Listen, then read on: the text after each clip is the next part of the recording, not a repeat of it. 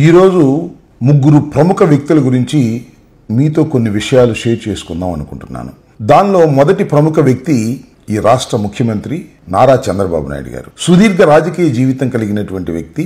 ఉమ్మడి రాష్ట్రానికి, విడిపోయిన రాష్ట్రానికి సుదీర్ఘకాలం ముఖ్యమంత్రిగా పని చేస్తున్నటువంటి రాజకీయ నాయకులు. చాలా కింది స్థాయి నుంచి అంచెలంచెలుగా ఎదిగి రాష్ట్ర ముఖ్యమంత్రిగా ఇవాళ ఉన్నారు.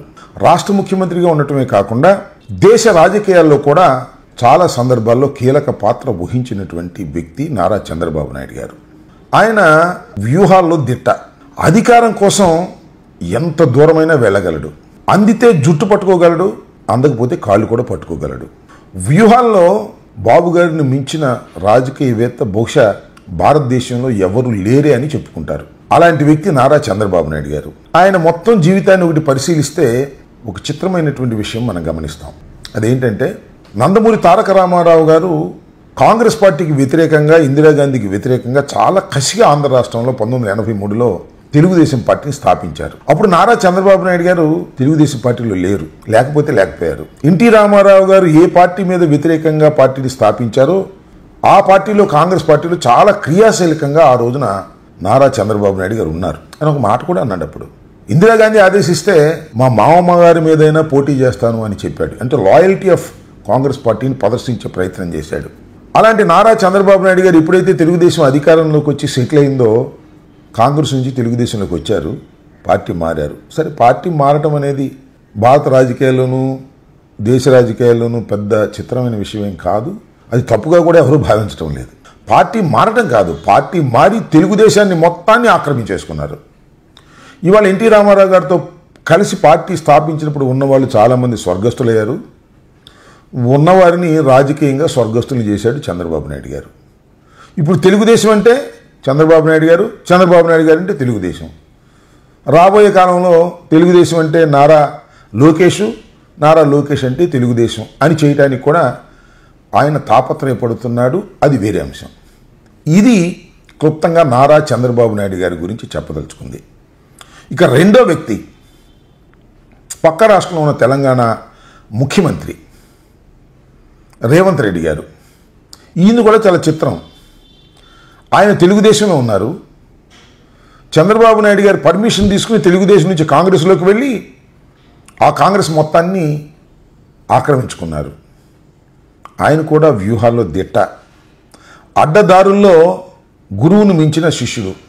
ఎందుకంటున్నానంటే, నారా చంద్రబాబు నాయుడు గారి శిష్యుడే రేవంత్ రెడ్డి గారు కూడా. ఈ రేవంత్ రెడ్డి గారు అడ్డగోలుగా, అడ్డదారులో కాంగ్రెస్ పార్టీ ముఖ్యమంత్రి అయిపోయారు. అదృష్టవంతుడు. ఇక్కడ నేను చెప్పదలుచుకుంది ఏంటంటే, నారా చంద్రబాబు నాయుడు గారు కాంగ్రెస్ నుంచి తెలుగుదేశంలోకి వచ్చి తెలుగుదేశాన్ని ఆక్రమించుకున్నారు. తెలుగుదేశం నుంచి రేవంత్ రెడ్డి గారు కాంగ్రెస్లోకి వచ్చి కాంగ్రెస్ మొత్తాన్ని ఆక్రమించుకున్నారు. ఇవాళ కాంగ్రెస్ అంటే రేవంత్ రెడ్డి అంటే కాంగ్రెస్. తెలంగాణలో కాంగ్రెస్ పార్టీలో కష్టపడినవారు, కాంగ్రెస్ పార్టీలో ఎన్ఎస్యుఐ ప్రెసిడెంట్లుగా, యూత్ కాంగ్రెస్ ప్రెసిడెంట్లుగా, యూత్ కాంగ్రెస్లోనూ ఎన్ఎస్యుఐలోనూ పనిచేసినటువంటి చాలామంది వాళ్ళు వెనకబడిపోయారు. రేవంత్ రెడ్డి గారి వెంటే తిరగాల్సినటువంటి పరిస్థితి ఏర్పడుతుంది. తెలంగాణలో ఒక తిరుగులేని కాంగ్రెస్ నాయకుడిగా ఇవాళ రేవంత్ రెడ్డి గారు ప్రభావం చూపుతున్నారు. ఆయనే ఏమంటే అదిలాగా ఇవాళ అక్కడ కాంగ్రెస్ పార్టీలో ఉన్నది. వీళ్ళిద్దరూ రెండు పార్టీల్లో ఉన్నారు. రెండు పార్టీలు మీన్స్ వ్యతిరేకమైన పార్టీల్లో, ప్రత్యర్థి పార్టీల్లో. ఇది మనం ఇక్కడ గుర్తుపెట్టుకోవాలి. అయినా వారిద్దరి మధ్యన బంధం మాత్రం బలంగానే ఉంటుంది. ఇంకా మూడో వ్యక్తి కొణిదెల పవన్ కళ్యాణ్ గారు. సినిమాల్లోకి నుంచి రాజకీయాల్లోకి రావడంలోనే చాలా చిత్రంగా వచ్చారు. అన్నగారితో పాటు వచ్చి అన్నగారు ఫెయిల్ అయిపోయిన తర్వాత ఆయన సొంతంగా పార్టీ పెట్టారు. సొంతంగా పార్టీ పెట్టినప్పుడు లెఫ్ట్ భావాలను చాలా ప్రదర్శించారు. చెగువీరా నాకు ఆదర్శం అన్నాడు. పోరాటం నా ధ్యేయం అన్నాడు. అవసరమైతే పేద ప్రజల కోసం ప్రాణాలు ఇచ్చేస్తానన్నాడు. అధికారం నాకు ముఖ్యం కాదు అన్నాడు. చాలా బోల్డ్గా, బోళాగా, అప్పుడప్పుడు హద్దులు మీరిన ఆవేశంతో ప్రజలకు నేను రక్షణగా ఉంటాను అనేటువంటి భరోసాతో మాట్లాడేవారు కొణిదెల పవన్ కళ్యాణ్ గారు. రాను రాను ఆయన ప్రవర్తనలో మార్పు వచ్చేసింది. ముఖ్యంగా చంద్రబాబు నాయుడు గారితో కలిసి ప్రయాణం చేసినప్పుడు మరింతగా రంగులు మారిపోతూ వచ్చాయి. ముందు లెఫ్ట్ భావాలతో వచ్చినటువంటి పవన్ కళ్యాణ్ గారు లెఫ్ట్ బాల్ వదిలేశారు. కంప్లీట్ రైట్ భావాలకు వచ్చేశారు. రైట్ భావాలు ఎక్కడి దాకా వెళ్ళారంటే సనాతన భావాలను సనాతన ధర్మాలను ఈ దేశంలో కాపాడటం కోసం కంకణం కట్టుకున్నాను, అవసరమైతే ప్రాణం ఇచ్చేస్తాను అంటే చాలా సందర్భాల్లో ప్రాణం ఇచ్చేస్తాను అనేటువంటి మాట ఆయన చాలా సునాయాసంగా మాట్లాడుతూ వస్తున్నారు ఈ మధ్యకాలంలో. నేను ఇక్కడ చెప్పదలుచుకుంది ఏంటంటే ఆయన ముఖ్యమంత్రి కావాలని, ఆయన ముక్కుసూటిగా వ్యవహరించే వ్యక్తి అని, చాలా సిన్సియర్గా ఉంటాడని భావించేటటువంటి ఒక వర్గం ప్రజలు ఉన్నారు. ఆయన ముఖ్యమంత్రి అవ్వాలి అని ఇప్పటికీ ఘోషిస్తున్నారు. ఎక్కడికైనా వెళ్ళినప్పుడు సీఎం సీఎం అని అరుస్తూ ఉన్నారు.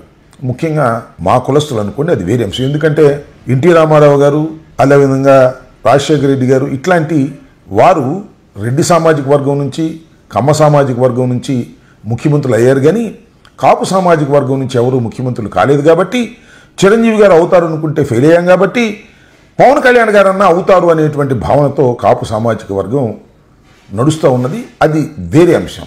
రాను రాను నేను చెప్పదలుచుకున్నది ఏంటంటే తన ప్రవర్తన, తన రంగు మారిపోతూ చంద్రబాబు నాయుడు గారి లాగా అందితే జుట్టు, అందకపోతే కాళ్ళు పట్టుకునే దశకు మన పవన్ కళ్యాణ్ గారు కూడా రంగు మారిపోతూ దిగజారిపోతున్నారనేది నేను ఇక్కడ స్పష్టంగా చెప్పాలనుకుంటున్నటువంటి అంశం. ఈ ముగ్గురు నాయకులు ప్రముఖ నాయకులు. ఈ ముగ్గురు మధ్యన చాలా మిత్రత్వం ఉంది. అది ఇక్కడ నేను చెప్పాల్సినటువంటి అంశం. ఒక దృఢమైనటువంటి బంధం ఉంది. అదేదో సిమెంట్ కంపెనీ గురించి చెప్తూ దృఢమైనది మా బంధం అని అంటారే, ఆ రకంగా వీరు దృఢమైన బంధం ఉంది. ఉంటే తప్పే ఉంది అనుకోవచ్చు, పక్కపక్క రాష్ట్రాలే కదా, ఉంటే తప్పే ఉంది, దృఢంగా ఉండాల్సిందే కదా అని. అలా కాదు. రెండు పార్టీలుగా ఉన్నారు. కాంగ్రెస్ పార్టీకి భారతీయ జనతా పార్టీకి పడదు. భారతీయ జనతా పార్టీలో ఇవాళ చంద్రబాబు నాయుడు గారు, పవన్ కళ్యాణ్ గారు ఉన్నారు. పూర్తిగా ప్రత్యర్థి రాజకీయ పార్టీ అయినటువంటి కాంగ్రెస్ పార్టీలో రేవంత్ రెడ్డి గారు ఉన్నారు. కానీ వీరి మధ్యన మాత్రం సంబంధ బాంధవ్యాలు వాటన్నిటికన్నా మించి చాలా దృఢంగా ఉన్నాయి. ఒకరినొకరు పొగుడుకునే కార్యక్రమాలు చేస్తున్నారు. మొన్న ఈ మధ్యనే రేవంత్ రెడ్డి గారి గురించి పవన్ కళ్యాణ్ గారు చాలా గొప్పగా చెప్పేటటువంటి ప్రయత్నం చేశారు. అది పుష్ప సినిమా అంశం వచ్చినప్పుడు. దిల్ రాజు గారు వచ్చేదాకా పుష్ప అంశాన్ని గురించి మాట్లాడలేదు పవన్ కళ్యాణ్ గారు.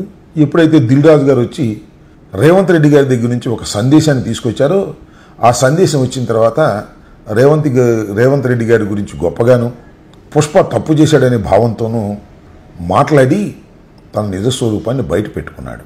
అది వేరే అంశం. నేను ఇక్కడ చాలా స్పష్టంగా చెప్పాలనుకుంటున్నటువంటి అంశం ఏమిటంటే పక్కపక్క రాష్ట్రాలు సత్సంబంధాలు కలిగి ఉండవలసిందే. దానిలో ఏ విధమైన అభ్యంతరము లేదు. ఈ మధ్యన చంద్రబాబు నాయుడు గారు రేవంత్ రెడ్డి గారి కోరిక మేరకు తిరుపతి దర్శనాల విషయంలో చాలా లిబరల్గా తెలంగాణ ఎమ్మెల్యేలకు ఇచ్చారు. సంతోషం. దాన్ని ఎవరు వ్యతిరేకించాల్సిన అవసరం లేదు. ఎందుకంటే వారు తెలుగువారే, మనం ఉమ్మడిగా కలిసి ఉన్నాం. తిరుపతి వ్యవహారంలో వారికి దర్శనాలు ఇవ్వడంలో తప్పు లేదు. కానీ ఇక్కడ నేను ఒక విషయాన్ని చాలా స్పష్టంగా చెప్పాలని అనుకుంటున్నా. జూలై మాసంలో అనుకుంటాను అధికారంలోకి వచ్చిన తర్వాత చంద్రబాబు నాయుడు గారు చాలా ఆర్భాటంగా విభజన చట్టంలోని కొన్ని అపరిష్కృతమైనటువంటి అంశాలను తేల్చడానికి రేవంత్ రెడ్డి గారితో సమావేశం అని హైదరాబాద్ వెళ్ళారు.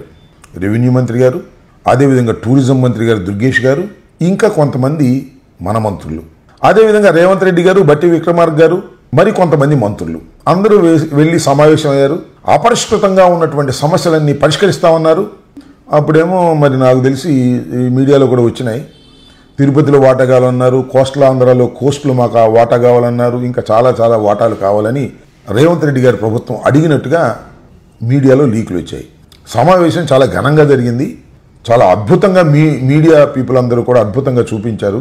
టీవీలన్నీ, ప్రెస్ మీట్ కూడా జరిగింది. సబ్ కమిటీ వేశాం. మళ్ళా సబ్ కమిటీలు కూర్చుని ఈ వ్యవహారాన్ని పరిష్కరిస్తామని చెప్పారు. చెప్పి చాలా రోజులైంది. ఆ అపరిష్కృతంగా ఉన్న సమస్యలు అపరిష్కృతంగానే ఉన్నాయి. ఇదంతా ఒక నాటకీయంగా పరిణామాలు చేయటానికి, రేవంత్ రెడ్డి గారిని కలుసుకోవడానికి మాత్రమే ఈ మీటింగ్ను ఉపయోగించుకున్నారు చంద్రబాబు నాయుడు గారు అనేటువంటి అప్రతిష్ట కూడా చంద్రబాబు నాయుడు గారికి వచ్చింది. ఎందుకంటే ఇంతవరకు ఏ సమస్య పరిష్కారం కాలా. నేను ఇక్కడ చాలా క్లియర్గా చెప్పదలుచుకున్నది ఏమిటి అంటే రేవంత్ రెడ్డి గారు భారతీయ జనతా పార్టీ వ్యతిరేకమైన కాంగ్రెస్ పార్టీలో ముఖ్యమంత్రిగా ఉన్నా, చంద్రబాబు నాయుడు గారు భారతీయ జనతా పార్టీ కూటమిలో ఉన్నా వీరి బంధం మాత్రం చాలా బలంగా ఉంటుంది. సరే, చంద్రబాబు నాయుడు గారి గురించి నేను ప్రత్యేకంగా మీకు చెప్పాల్సిన అవసరం ఏమైనా ఉందా? లేదు కదా.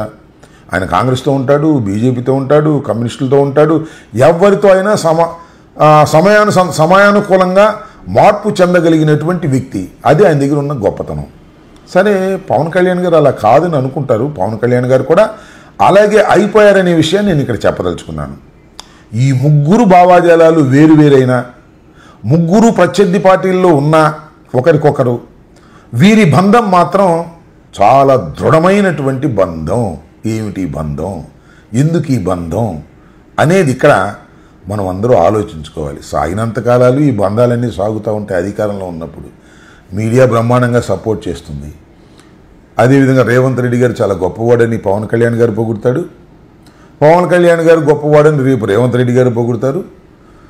ఇంకొక అంశాన్ని ఇక్కడ గమనించాల్సింది ఏంటంటే, చంద్రబాబు నాయుడు గారి కన్నా భారతీయ జనతా పార్టీ పవన్ కళ్యాణ్ గారిని బాగా చూసుకుంటుందనేటువంటి ఒక ప్రచారం ఉంది. దీనికి కొన్ని ఉదాహరణలు కూడా ఉన్నాయి.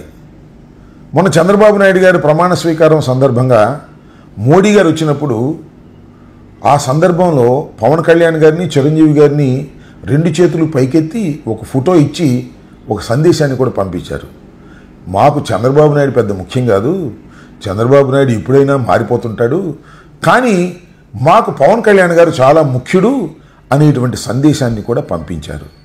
అయినా రేవంత్ రెడ్డి గారిని, కాంగ్రెస్ పార్టీ ఎమ్మెల్యేని, ముఖ్యమంత్రిని మరి ఈయన పొగుడుతూనే ఉంటాడు. ఏమిటో ఈ విచిత్రమైన బంధం. ఇది విచిత్రమైన బంధమే కాదు, అపవిత్రమైన బంధం కూడా అని నా అభిప్రాయం. దీన్ని ఉభయ రాష్ట్రాల తెలుగు ప్రజలు తెలుసుకోవాలనేటువంటి ఉద్దేశంతోనే నేను ఈ విషయాలు మీతో డిస్కస్ చేస్తున్నాను.